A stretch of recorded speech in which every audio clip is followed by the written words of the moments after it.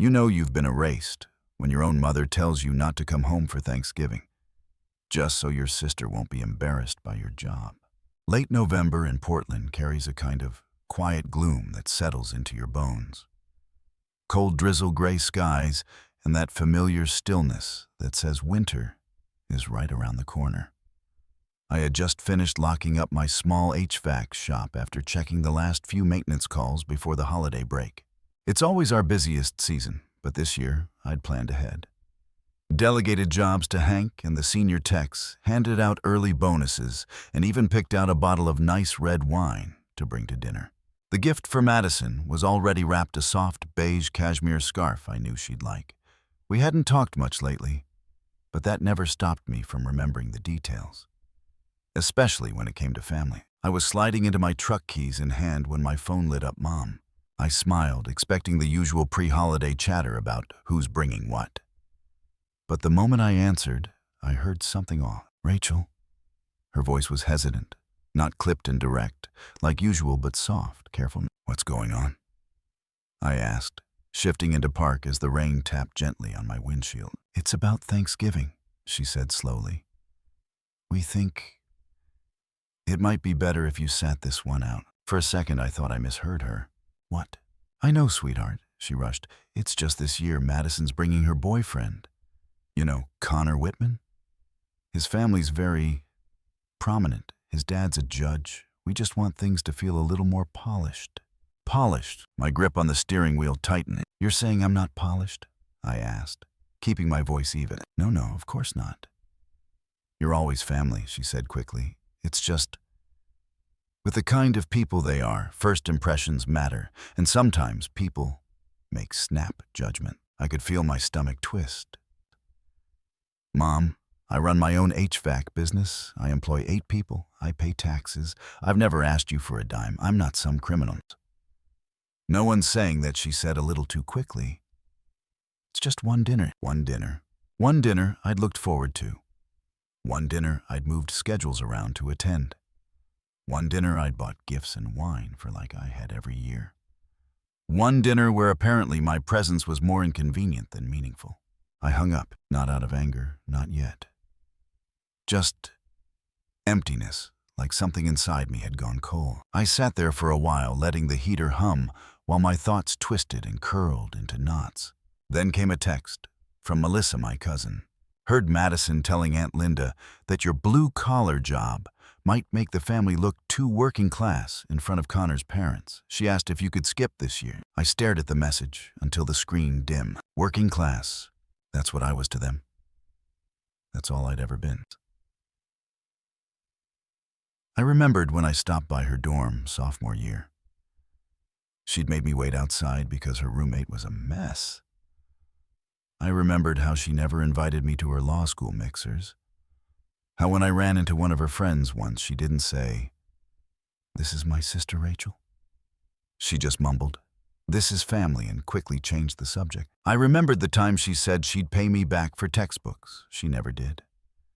I remembered every tuition bill, every housing payment, every textbook I ordered with my own money logged into her university portal. Made sure her future was covered without question. And now, I was the liability, the eyesore. Connor came from a family of lawyers. I came from duct tape and circuit boards. Apparently, in her world, only one of those deserved a seat at the table. The more I thought about it, the heavier the silence felt. I opened the glove box and stared at the bottle of wine I'd bought. Good stuff enough to impress. I didn't feel like impressing anyone anymore. I started the engine and headed home. Passing houses already lit with Christmas lights. Warm yellows blinked through the rain, reflecting on my windshield. But I felt no warmth, only clarity. When I got home, I didn't go inside right away. I sat in the driveway, rain sliding down the windows, hands resting on the steering wheel. I thought of every holiday I'd shown up for. Every time I'd made things easier. Every time I'd stayed silent when I was hurt. And then I whispered quietly to myself, if I'm not welcome at the table, maybe I shouldn't be on the payment plan either. That was the moment everything changed. Not with a scream, not with revenge. Just a decision, a quiet, irreversible one. They crossed a line at dinner. I crossed out the tuition line the next morning. The sky was still half asleep when I padded into the kitchen in my socks. Portland rain drizzled, like it had no intention of stopping, casting soft shadows through the window onto the tile floor. Everything felt quiet, but not the kind of peaceful quiet, no. It was the heavy, pressurized kind of silence you get just before a storm rolls in. I moved slowly, automatically filled the kettle, poured water over fresh grounds, let the scent of coffee fill the room. Same routine, different person. At least that's how it felt. The night before had shifted something inside me. I wasn't angry. Not in the explosive throw something kind of way. It was colder than that, sharper, like the edge of a clean cut you don't notice until the blood runs. I carried my mug to the kitchen table, opened my laptop, and typed in the web address I knew better than my own streaming passwords. Pacific Law School. The university where Madison had been studying. No sailing through law school without ever touching a tuition bill. I had logged into that portal so many times. It didn't even ask me for security questions anymore. Just email password and a little rotating circle before the dashboard loaded. Due balance for spring semester. 21 to 500 due date, 2 weeks from today. I stared at the number for a long time. Not because I didn't expect it, but because it was so familiar. That exact number, or some version of it, had greeted me every semester for nearly 4 years. Like clockwork, I'd pay it in full. No reminders, no thank yous, just silent loyalty, a loyalty that had no seat at the family table. I moved my cursor over to the billing tab. There it was, payment method on file. Visa ending in 2401. I hovered over the remove button. A small pop-up appeared. Are you sure you want to remove this payment method? This action cannot be undone. I sipped my coffee and clicked yes. It took 2 seconds. That's all. 2 seconds to undo 4 years of silent support. 2 seconds to finally choose myself. My phone started buzzing the moment I shut the laptop. Mom. I let it ring once, twice, and then answered. Her voice was already halfway to hysteria, Rachel. What are you doing? Madison just called me, bawling. Her payment didn't go through. She can't enroll. What is happening? I didn't bother pretending to be confused. I removed my card, I said flatly. She sputtered. Why would you do that? Why now? Because I'm done paying for people who don't think I belong in the same room as them. Silence. Then the guilt-tripping kicked in like clockwork. That is so cruel, Rachel. She's your sister. Family sacrifices for each other. You promised you'd help her. I promised to help my sister, I said. Voice steady, not someone who's ashamed. I exist. That's not what this is about. No, I cut in. Then what is it? Because from where I'm standing, it sure looks like you all decided that my job, my life, my effort, all of it is good enough to pay for her future, but not good enough to sit at the same table. She was just nervous, my mom snapped. Connor's family is different. It's important she makes a good impression. I let out a small, bitter laugh at my expense. She's young. She's 24, Mom. She made a mistake. Don't throw away everything over one bad decision. It's not when I replied now, standing the coffee growing cold in my hand. It's years of avoiding me, of not inviting me to things, of brushing me under the rug when convenient. This isn't new. I just finally stopped ignoring it. There was a long pause on the other end. I imagined her standing in the kitchen at her house phone in one hand. Frustration etched into her face as she searched for another script to throw at me. What do you want her to do, Rachel? She finally asked. Drop out, fail. Let everything she worked for fall apart. I closed my eyes. What I want, I said slowly, is for someone, anyone in this family, to ask me how I feel. What I need. But that's not your concern, is it? More silence. Then came the final card. You're being selfish. There it was. And it didn't sting. Not anymore. Selfish is funding someone's entire education while they erase you, I said. Selfish is expecting me to be quiet, pay up, and disappear. I'm done, Mom. You'll have to find someone else to clean up the mess. Then I hung up.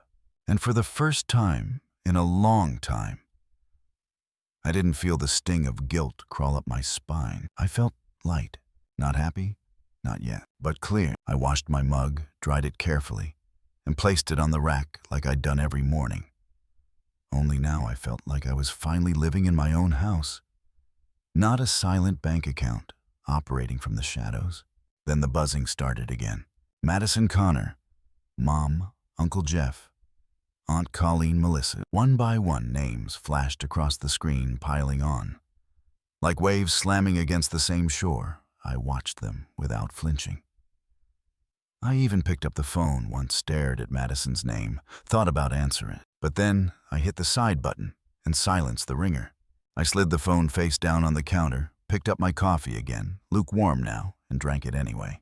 The storm was coming, but this time I wasn't the one unprepared.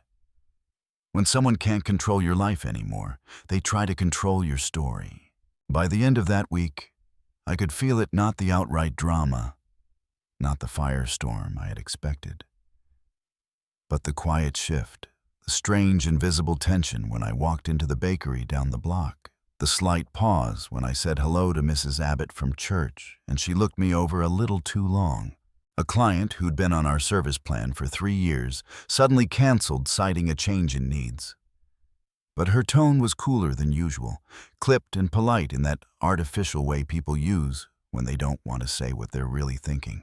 I knew something was off, but I didn't know what.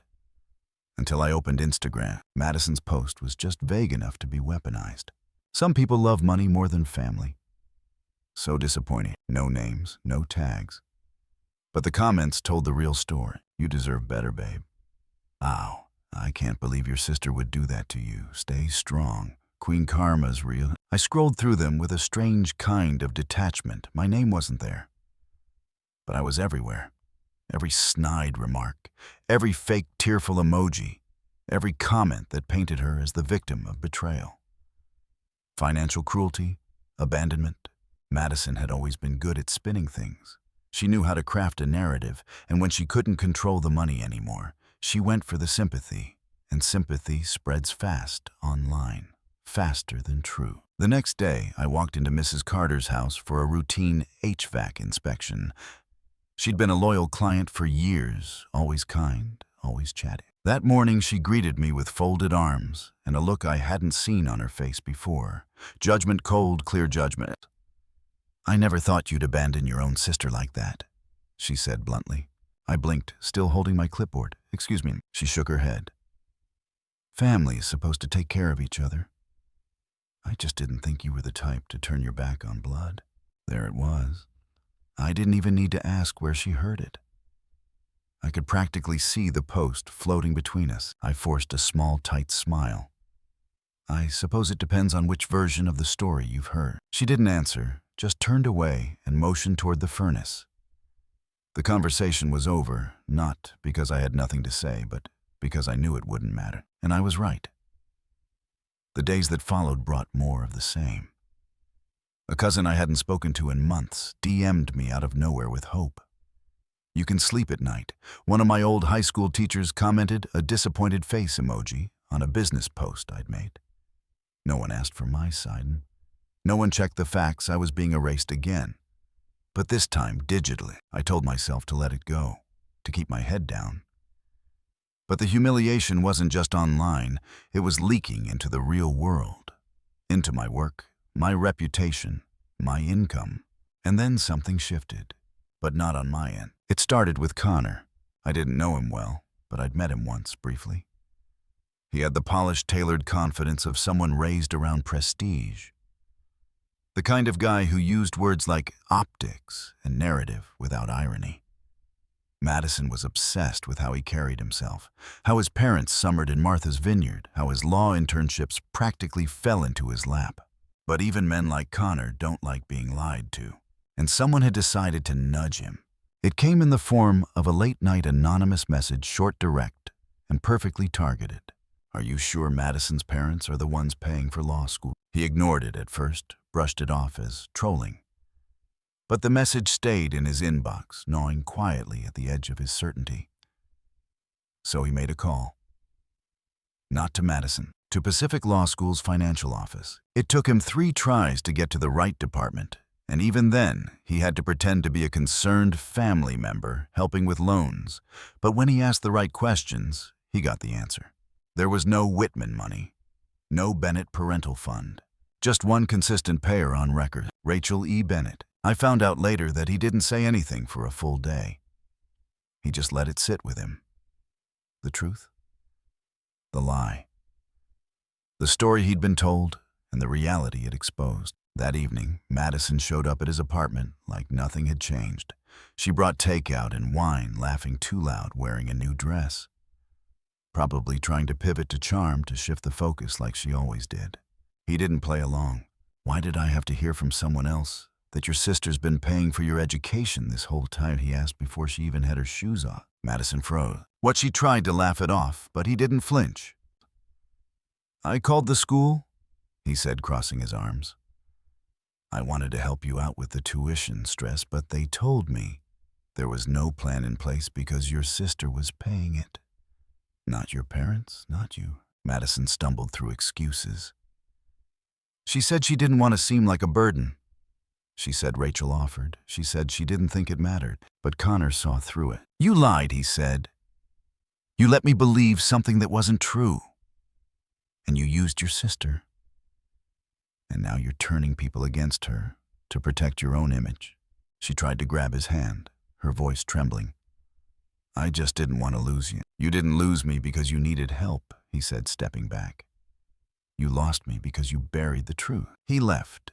Didn't yell, didn't slam the door, just walked away. And Madison, for all her performances, couldn't stop him. Later that night, I was on the couch reviewing invoices when my phone buzzed. It was a text from Madison. Just one line. I hope you're happy you just ruined my life. I stared at it, and for the first time, I didn't feel the urge to respond. Not with anger, not with explanation, not even with facts. Because Madison's life wasn't ruined by me. It was ruined the moment she chose appearances over truth, performance over relationship. I set the phone down, walked into the kitchen, and poured myself another cup of tea. The real storm hadn't even started, but now I knew I wasn't the one who should be bracing for impact. If you can't control the narrative from afar, storm the stage in person. It was a gray Thursday afternoon. The kind where Portland skies pressed heavy against the windows, and the air inside the office hummed with a low rhythm of productivity. We were mid-meeting, gathered around the big whiteboard in the back room. I was walking my team through our plan to expand service coverage into South Portland. More vans, adjusted shift schedules, new routing software. People were focused, engaged. I felt proud. For a long time, I'd felt like I was building something in silence. But here now I had a team that believed in the work we did and in me. And then bam! The door slammed open so hard, it ricocheted off the wall. Everyone flinched. I turned just in time to see Madison standing in the doorway, hair disheveled, cheeks, blotchy, eyes wide and red like she hadn't slept or stopped crying in days. Her coat was half-zipped, one sleeve falling from her shoulder, and she held her phone in her hand like it was a weapon. The room froze. You ruined my life, she screamed, her voice cracking too loud for the space. No one moved. I didn't either. I calmly set down my clipboard on the conference table and looked at her. My voice didn't rise. No, I said. You did that yourself. Madison's eyes darted around the room. She was breathing hard like she'd sprinted here. Don't act like this isn't your fault. You're the reason I had to withdraw. You're the reason Connor left me. You just stood there while everything fell apart. I stayed seated. You erased me first, Madison. I just stopped letting it happen quietly. You're unbelievable, she shouted, stepping further into the office. You think cutting me off makes you strong. It makes you heartless. You're a monster. In work boot. Some of the junior techs shifted in their seats, glancing nervously at each other. But no one interrupted, not yet. Madison raised her voice higher, aware now that she had an audience. She left her own family to struggle after everything we gave her. I tilted my head slightly. What exactly did you give me, Madison? The silence at every party. The seat outside the dining room table. Her lip quivered, but she pressed on. I made one mistake, and suddenly I'm the villain. I folded my arms. You didn't make one mistake. You built your life on someone else's sacrifice and then deleted them from your story. She looked around again now, desperate for someone, anyone to echo her pain. Seriously, she asked the room. No one's going to say anything. You're all just going to let her do this to me. And still no one moved. From the back of the room, footsteps echoed softly. Mr. Hank Doyle stepped forward. Hank, my longest-serving technician, 58. Quiet, steady, loyal. The kind of man who never said more than necessary. But when he did, people listened. He stepped between the team and Madison Arms at his sides. Voice calm, but firm. Ma'am, he said, you need to leave? This is a place of business. Madison turned to him like she'd been slapped. Excuse me, she snapped. I'm her sister. Hank didn't blink. And this is her company. You're trespassing. You could almost hear her heart shatter. Madison's face crumpled. She looked at me, searching for something. Maybe softness, maybe regret, but found nothing, because I had none left. For a second, I saw a flicker of who she used to be. The teenager who used to sneak into my bed during thunderstorms. The girl who once hugged me at her high school graduation and whispered, I wouldn't be here without you. But that version of her was long gone. Security's already on their way, Hank added, glancing at his watch. Madison's voice dropped to a hiss. I hope you're proud of this. I finally stood up. I'm not proud of it. I'm just done cleaning up the consequences of your choices. The door behind her opened. One of our receptionists, Marcy, stood with 2 building guards. Miss, one of them said gently, we're going to have to escort you out. Madison looked at me one last time. You've changed, she said bitterly. I nodded. I had to. They walked her out. No one spoke. No one followed. The only sound left behind was the faint buzz of the fluorescent lights. I exhaled slowly and returned to my seat. The clipboard was still there. So were the plans, and my team. Still watching, still present, but not. One of them looked at me with pity, only quiet respect. 10 minutes later, the meeting resumed. The world didn't stop for drama. Neither did HVAC. It wasn't until after the meeting, when I was back in my office alone, that the phone rang again. Mom. Linda Bennett. I stared at the screen for a long time. Then I picked up.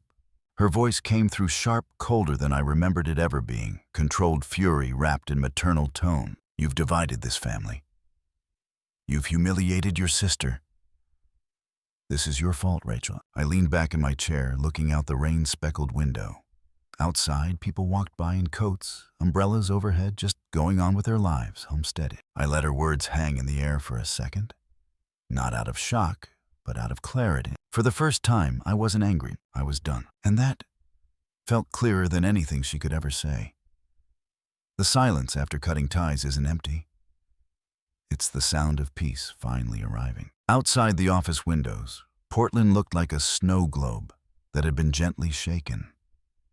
Fine flakes drifted through the air, clinging to windowsills, resting on parked cars, quieting the usual city noise to a dull, calming hush.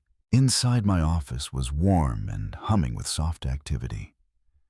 The team was wrapping up for the holidays, prepping schedules for January, exchanging early gifts and inside jokes. I was sitting alone in the conference room, the glow of a spreadsheet lighting up my face, going over the Q1 expansion plan. It was the kind of moment that used to make me anxious, moments where everything was quiet enough to think, to feel, to remember. But today there was no unease, no guilt looming in the corners of my mind. Just calm. The past month had shifted everything. The business was thriving. We had 3 new contracts locked in for the first quarter, a wait list for spring installations, and glowing reviews piling up online. My crew felt solid, loyal, respectful, stable. Hank had even brought in donuts this morning like he did every Christmas Eve, and stuck around an extra hour just to ask if I was doing okay. I told him the truth. I'm doing better than I thought I'd be. That had been enough. I closed the laptop, leaned back in the chair, and allowed myself a rare moment of stillness. No one needed me right now. No one was asking. No one was pulling on the invisible strings I used to let wrap around my throat. And then the silence broke. Ding! My phone lit up. Mom. 6:03 p.m. Merry Christmas. We miss you. Let's talk. No apology, no acknowledgement of what had happened. Just the same recycled script that always came when things cooled off, and they needed me to step back into place. I stared at the message, but I didn't open it. A year ago, I would have replied within seconds. I would have made excuses. She's just under pressure. She didn't mean it.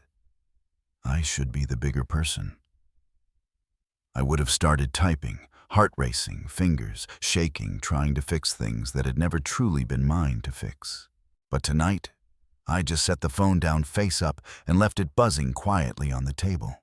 It buzzed again 10 minutes later. Melissa, incoming call. I picked up immediately. Hey, I said softly. Hey, she replied, voice a little tired but warm. I figured you'd still be working. Habit, I smiled. What's up? There was a pause. You probably don't care, but I thought you should know. Madison moved back in with your parent. I blinked once, unsurprised. Dropped out. Yeah. Officially last week, she told people she's taking time to reset.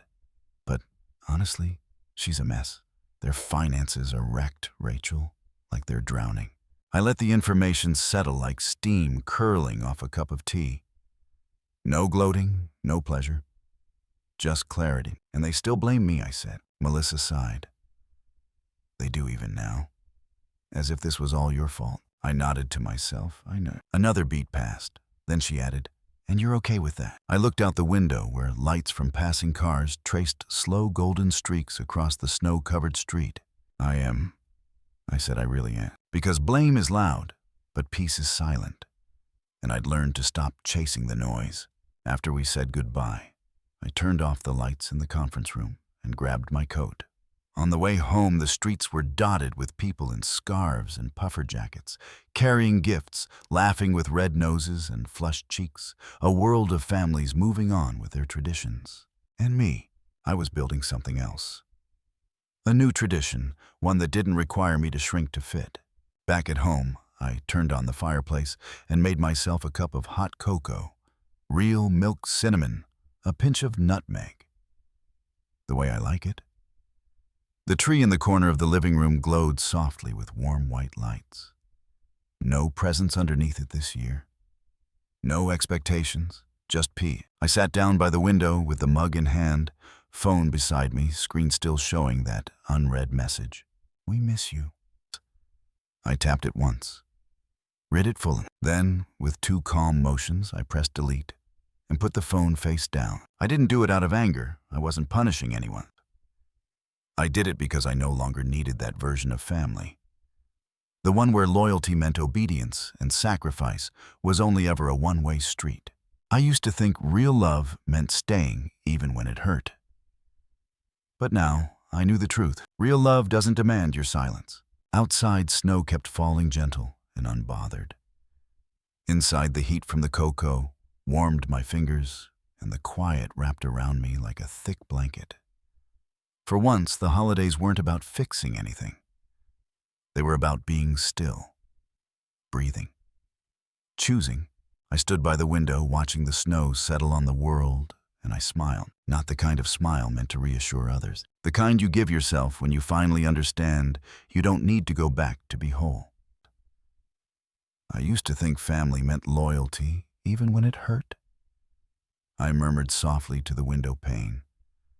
Now I know real loyalty doesn't require you to disappear. This Christmas, I didn't lose them. I found myself, and with that, I pulled the knit blanket tighter over my shoulders, took one last sip of cocoa, and let the glow of the street lamps blend into the tree lights behind me. No explanations, no apology, just a quiet end and a better beginning. Rachel's story isn't just about family conflict. It's about reclaiming your worth after being quietly erased by the very people you once sacrificed everything for. When silence no longer meant peace, she chose something far more difficult, but far more honest. She chose herself. The lesson here is powerful. Kindness is not weakness and sacrifice. without respect, becomes a slow form of self-erasure.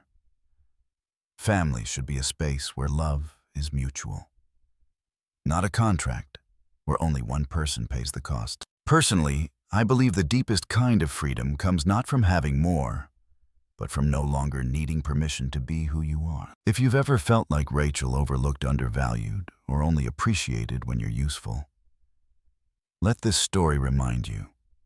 You deserve recognition that doesn't come with strings attached. Thank you for watching until the end. If this story resonated with you, please comment below to share your thoughts or personal experiences, and subscribe for more powerful, meaningful stories that remind us we're not alone. Because sometimes, choosing yourself is the bravest thing you can do.